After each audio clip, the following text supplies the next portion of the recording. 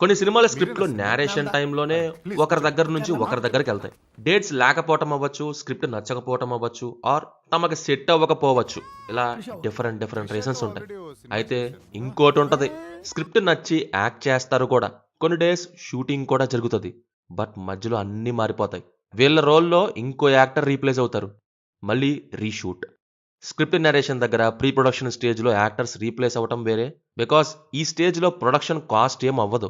Actors dates కూడా ఇంకా అవ్వలేదు కాబట్టి అడ్వాన్స్ తప్ప రెమ్యునరేషన్ లాంటివేం ఉండవు. బట్ అదే షూటింగ్ స్టార్ట్ చేస్తే మటుకు ప్రొడక్షన్ కాస్ట్ నుంచి రెమ్యునరేషన్, ఇంకా ఆ హీరో ఆర్ హీరోయిన్‌తో తీసిన సీన్స్ అన్నీ స్క్రాప్‌లో పడేయటమే.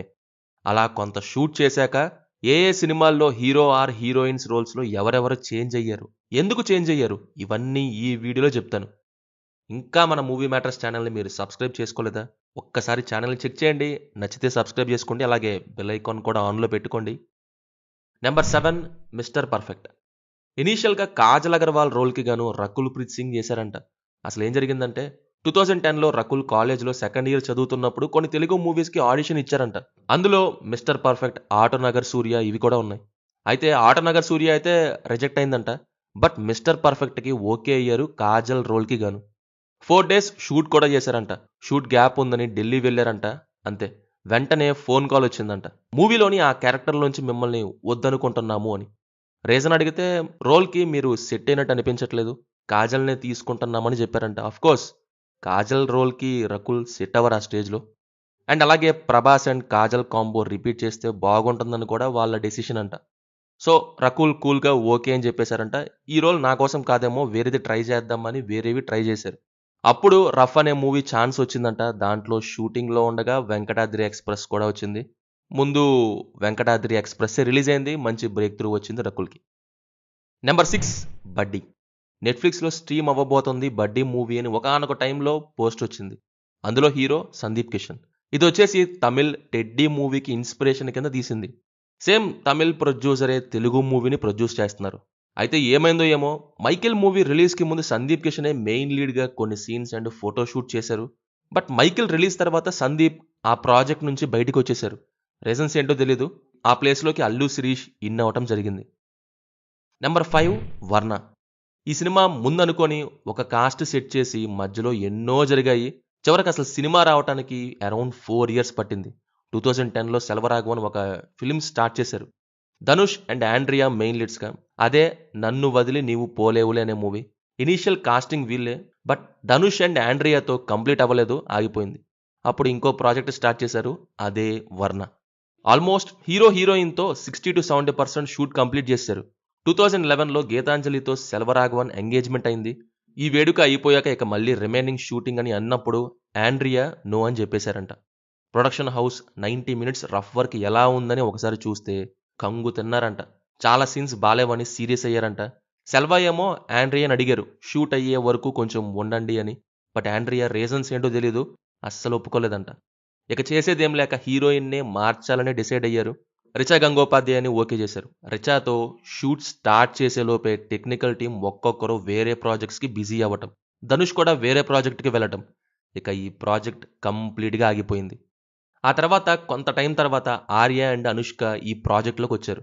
కొంత డిలే అయినా కానీ అలా వెళ్ళి వీఎఫ్ఎక్స్ వర్క్ టైం మొత్తం తీసుకొని 2013లో రిలీజ్ అయింది మూవీ. నెంబర్ 4 నేనే దేవుణ్ణి. సినిమా రిలీజ్ అయింది 2009లో. బట్ ఇనీషియల్‌గా ప్రాజెక్ట్ అనేది స్టార్ట్ అయింది వచ్చేసి 2004లో. 'శివపుత్రుడు' రిలీజ్ అయిన వెంటనే డైరెక్టర్ బాలా ఈ ప్రాజెక్ట్‌లోకి దిగారు. హీరోగా ఒక పర్సన్ కావాలి. ఎలా ఉండాలంటే తన కళ్ళలోకి స్ట్రెయిట్‌గా చూస్తే ఆ కళ్ళల్లో ఎలాంటి జాలి, దయ ఉండకూడదు. నో మెర్సీ అనమాట. అలాంటి పర్సన్ అయితేనే హీరోగా సెట్ అవుతారు అని చూడగా అజిత్ ఒకరు కనిపించారంట. అజిత్ కూడా narration, characterization and backdrop అన్నీ నచ్చి 150 డేస్ ఇచ్చేస్తున్నట్టు కాంట్రాక్ట్ సైన్ కూడా చేశారు. అప్పుడు ఈ సినిమాకి ప్రొడ్యూసర్ ఏఎం రత్నం. అయితే అజిత్ ఆ రోల్ కోసం ఫుల్ హెయిర్ పెంచే పనిలో ఉన్న టైంలో ప్రొడ్యూసర్ ఏఎం రత్నం 'బంగారం' అండ్ తన కొడుకు హీరోగా చేస్తున్న 'కేడీ' అనే 2 ఫిల్మ్స్ బిజీ వల్ల 'నేనే దేవుణ్ణి' ప్రాజెక్ట్‌లోంచి బయటికి వెళ్ళిపోయారు. ఇక అజిత్ ఏమో పెంచిన లాంగ్ హెయిర్‌ని ఎప్పటినుంచో ఆగుతూ వస్తున్న ఒక ఫిల్మ్‌కి ప్యాచ్ వర్క్‌గా యూజ్ చేసి కంప్లీట్ చేసేశారు. 'నేనే దేవుణ్ణి' అయితే 2005లో ఇక షెల్వ్ అయినట్టే అని అందరూ అన్నారు. బట్ బాలా 2006లో మళ్ళీ తీసుకొచ్చారు సెట్స్ మీదకి. ఈసారి టెక్నికల్ క్రూ మొత్తాన్ని అనౌన్స్ చేశారు. Like cinematographer, art director, music director and remaining casting అంతా కూడా. ఈ టైంలోనే అజిత్‌తో కొన్ని సీన్స్ కూడా షూట్ చేశారు. అవే మీరిప్పుడు చూస్తున్నవి. అయితే అలా కొన్ని తీశారో లేదో మళ్ళీ ఆగిపోయింది ఈ ప్రాజెక్ట్. డైరెక్టర్ బాలాకి ఏమైందో ఏమో డిలే చేయడం స్టార్ట్ చేశారంట. ఇక అజిత్ ఈ ప్రాజెక్ట్ నుంచి కంప్లీట్‌గా బయటికి వచ్చేస్తూ అనౌన్స్ కూడా చేశారు. ఆ తర్వాత మళ్ళీ 2007లో బాలా ఈ ప్రాజెక్ట్‌ని ఓపెన్ చేశారు. ఎవరు హీరో అని చూస్తుంటే అజిత్ తర్వాత అలాంటి ఐస్ ఆర్యాలో కనిపించాయని ఓకే చేశారు. పైగా ఆర్య కూడా ఈ ప్రాజెక్ట్ అయ్యేదాకా వేరే ప్రాజెక్ట్‌లోకి వెళ్ళకూడదని డిసైడ్ చేసుకున్నారు. అలా ఆర్యని తీసుకొని మళ్ళీ మధ్యలో ఎన్నో డిలేస్ తర్వాత కాస్టింగ్‌లో మళ్ళీ ఎన్నో చేంజెస్ జరిగాయి. ఫైనల్లీ 2009లో రిలీజ్ అయింది. Number 3 Rangam. Cinematographer turn director అయిన late K V Anand second film Veedokkade. 2009లో తమిళ్లో రిలీజ్ అయిన వాటిల్లో ఒకే ఒక్క బ్లాక్ బస్టర్గా నిలిచింది. రికగ్నిషన్, కలెక్షన్స్తో క్రేజ్ తెచ్చుకొని ఆ తర్వాత ఆయన ఏ సినిమా తీస్తారు అనే ఎగ్జైట్మెంట్ క్రియేట్ అయింది. ఓన్లీ తమిళ్లోనే కాదు, వీడొక్కడే తెలుగు డబ్ వల్ల ఇక్కడ కూడా ఆయన డైరెక్షన్ నుంచి నెక్స్ట్ ఏం తీస్తారు అనే ఇంట్రెస్ట్ వచ్చింది ఇక్కడ ఆడియన్స్కి. తమిళ్లోని చాలా మంది స్టార్స్ ఆయనతో వర్క్ చేయడానికి రెడీగా ఉన్నారు.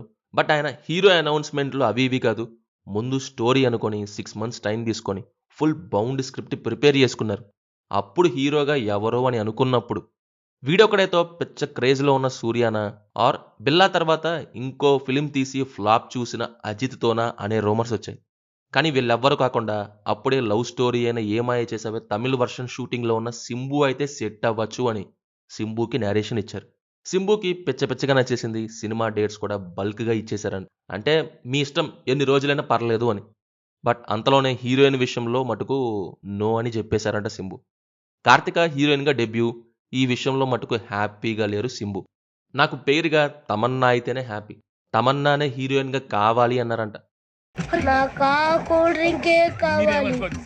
బట్ డైరెక్టర్ అండ్ ప్రొడ్యూసర్ మాత్రం కుదరదని చెప్పేశారంట. హీరో స్టార్ హీరో అయ్యి హీరోయిన్ ఏమో ఫుల్ డిమాండ్ అండ్ బిజీలో ఉన్న హీరోయిన్ అయితే ఇద్దరిని హ్యాండిల్ చేయాలి ఒకేసారి. పైగా బడ్జెట్ హెవీ అయిపోద్ది, కుదరదు. వీడొక్కడేతో ఒక రకంగా తమన్నా కెరీర్కి బూస్ట్ జరిగింది నా మూవీ వల్ల. సో ఇప్పుడు వేరే ఫీమేల్ లీడ్ అయితేనే బెస్ట్ అని. ఈ స్క్రిప్ట్కి తమన్నా అంతగా సెట్ అవ్వరు, బడ్జెట్ కూడా తక్కువ కాబట్టి హై రెమ్యునరేషన్ కూడా కుదరదు అని కళాఖండిగా చెప్పేశారంట. ఇక సింబు అండ్ కార్తికతో ఫోటోషూట్ అండ్ కొన్ని సీన్స్ షూట్ చేశారు. సింబు అయితే హీరోయిన్ విషయంలో అసంతృప్తిగానే ఉన్నారంట. ఇంకోసారి కూడా డిస్కషన్ వచ్చింది. ఫైనల్గా కేవీ ఆనంద్ కుదరదని చెప్పేసేపాటికి ఇద్దరి మధ్య అంతగా సెట్ అవ్వకపోవడంతో హీరో సింబు డ్రాప్ అయిపోయారు. ఫిలిం బిగినింగ్ నుంచి డిఫరెన్సెస్ వస్తున్నాయి, అందుకే బయటకు వచ్చేసా అని చెప్పారు. కేవీ ఆనంద్ ఏమో స్క్రిప్టే హీరో, దాంట్లో కాంప్రమైజ్ అయ్యేదే లేదు, ఇలాంటి డెసిషన్స్లో హీరో ఇంటర్ఫియర్ అవ్వకూడదని చెప్పారు. ఆ తర్వాత జీవా పర్ఫెక్ట్ యాప్ట్ రీప్లేస్మెంట్ అని జీవాని ఫిక్స్ చేసుకొని తీశారు. తమిళ్లోనే కాదు, తెలుగులో కూడా బ్లాక్ బస్టర్ అయింది. ఇంకా ఈ విధంగా ఆన్సర్ ఇచ్చారు కేవీ ఆనంద్ అప్పుడు. నేను నా స్క్రిప్ట్ మీద చాలా కాన్ఫిడెంట్గా ఉన్నాను. Fast paced thriller laced with commercial ingredients ఇది. ఒక స్టార్ హీరో డే 1 ఓపెనింగ్స్ తీసుకురావచ్చేమో కానీ at the end good script యొక్క వాల్యూ ఎప్పటికైనా ప్రజలకి గుర్తుంటుంది అని. అన్నట్టుగానే ఇప్పటికీ రంగం మూవీని చూసే వాళ్ళు ఉన్నారు. దాని వాల్యూ అప్పటికి ఇప్పటికీ ఏ మాత్రం తగ్గలేదు కూడా. Number 2 Dacoit. అడవిశేష్తో ప్రీవియస్ మూవీస్ అయిన కిస్, క్షణం, గోడాచారికి సినిమాటోగ్రాఫర్గా వర్క్ చేసిన షానియల్ డియో డెకాయిట్ మూవీతో డైరెక్టోరియల్ డెబ్యూ ఇవ్వబోతున్నారు. దీని స్టోరీ అండ్ స్క్రీన్ ప్లే రైటింగ్లో అడవిశేష్ కూడా ఉన్నారు. ఇద్దరు పాత లవర్స్ ఇప్పుడు కొన్ని రాబరీస్కి ఫోర్స్గా ఒకటయి పనిచేయాల్సి వస్తుంది అనేదే ఈ డెకాయిట్ మూవీ యొక్క basic line. Betrayal, anger, love, pain, thrill వీటితో ఉంటుంది అనిపిస్తుంది. ఈ సినిమా విషయంలో ఏమైందంటే ఇనీషియల్గా జూలియట్ రోల్కి గాను శృతి హాసన్ని తీసుకున్నారు. కొంత షూటింగ్ కూడా చేశారు. ఎప్పుడో లాస్ట్ ఇయర్ రిలీజ్ అయిన టేజర్ వీడియోలో కూడా శృతి హాసనే ఉన్నారు. బట్ రీసెంట్గా అయితే హీరోయిన్ చేంజ్ అయినట్టు అప్డేట్ ఇస్తూ ఇప్పుడు మృణాల్ ఠాకూర్ అని అఫీషియల్గానే కన్ఫర్మ్ చేశారు. దీని వెనుక reason Shruti Haasan shooting dates అని కొన్ని సోర్సెస్ చెప్తున్నాయి. ఇంకొన్ని సోర్సెస్ ఏమో హీరో అడవిశేష్ షూటింగ్ టైంలో డైరెక్షన్ డిపార్ట్మెంట్లో ఇంటర్ఫియర్ అవుతున్నారు అని, వాళ్ళిద్దరూ చేయటం వల్ల కన్ఫ్యూజన్ వల్ల వెళ్ళిపోయారని అంటున్నాయి. మరి హీరో కూడా స్టోరీ, స్క్రీన్ ప్లే రైటింగ్లో భాగమైనప్పుడు షూటింగ్ టైంలో రైటింగ్ నుంచి సీన్ రీక్రియేట్ చేసే డిస్కషన్స్ ఉంటాయి కదా, because script is the king. దాని తర్వాతే ఏదైనా సరే. మరి అలా కొన్ని క్రియేటివ్ డిఫరెన్సెస్ వల్ల శృతి హాసన్ ప్లేస్లో మృణల్ రీప్లేస్ అవటం జరిగింది. నెంబర్ 1 గుంటూరు కారం. హీరో డైరెక్టర్ నుంచి కలేజా అతడు కాంబో. హీరోయిన్ డైరెక్టర్ నుంచి అరవింద సమేత వీరరాఘవ అలా వైకుంఠపురంలో. ఇలా ఇనీషియల్గా SSMB-28 అని హై ఆక్టైన్ యాక్షన్ అని స్టార్ట్ అయింది ఈ ప్రాజెక్ట్. ఆ తర్వాత కథే మార్చేసి ఫ్యామిలీ డ్రామాకి షిఫ్ట్ కొట్టారు. అప్పుడు కూడా మెయిన్ లీడ్స్ కాస్టింగ్ సేమే. ఐ మీన్ పూజా హెగ్డేనే main heroine. Guntur Kaaram shooting start చేసినప్పుడు ముందుగా ఫస్ట్ హీరోయిన్ అయిన రమణ లవ్ ఇంట్రెస్ట్ అయిన అమ్ము రోల్లో పూజా హెగ్డేనే చేశారు. ఇంట్లోని సెకండ్ హీరోయిన్ రాజీ రోల్ శ్రీలీల చేయడం జరిగింది. ఆల్రెడీ కొంత షూట్ కూడా చేశారు. షూటింగ్ స్టిల్స్ కూడా బయటకు వచ్చాయి. కానీ ఇనీషియల్ స్క్రిప్ట్ ఒకటనుకొని యాక్టర్స్ డేట్స్ షెడ్యూల్ లాక్ చేసుకున్న మూవీ టీంకి తర్వాత ప్రాబ్లం రానే వచ్చింది. ఇనీషియల్ స్క్రిప్ట్ ఆపేసి ఇంకో స్క్రిప్ట్ హడావుడిగా ప్రిపేర్ చేసినా కానీ హీరోయిన్ విషయంలో ఇది తప్పలేదు. పూజా హెగ్డేతో కొంత షూట్ చేశారు. బట్ ఫుల్ స్కెడ్యూల్ లేట్ అయ్యేపాటికి ఇక ఆమె వేరే ప్రాజెక్ట్కి డేట్స్ ఇవ్వడంతో ఇక ఆ ప్రాజెక్ట్కి వెళ్ళిపోక తప్పలేదు. ఇప్పుడు ఇనీషియల్గా రాజీ రోల్లోని శ్రీలీలని అమ్ము రోల్కి షిఫ్ట్ చేపించారు. ఇక సెకండ్ హీరోయిన్గా మీనాక్షిని తీసుకున్నారు. అలా డాన్స్ వేయటానికి క్రియేట్ చేసిన రోల్ నుంచి పూజా హెగ్డే అవుట్ అయితే ఆమ్లెట్ వేసే రోల్ నుంచి శ్రీలీల డాన్స్కి షిఫ్ట్ అయ్యారు. కొత్తగా మీనాక్షి ఏమో ఒళ్ళు నొక్కడానికి ఆమ్లెట్ వేసే రోలైన రాజీ రోల్లోకి ఇన్ అయ్యారు. అలా ఆ రోల్స్లోని యాక్టర్స్ ఆ విధంగా చేంజ్ అవ్వటం జరిగింది. ఇది వీడియో. కొంత షూటింగ్ అయిపోయిన తర్వాత యాక్టర్స్ రీప్లేస్డ్ గురించి అండ్ ఆ సినిమాలు ఏంటి అనేది.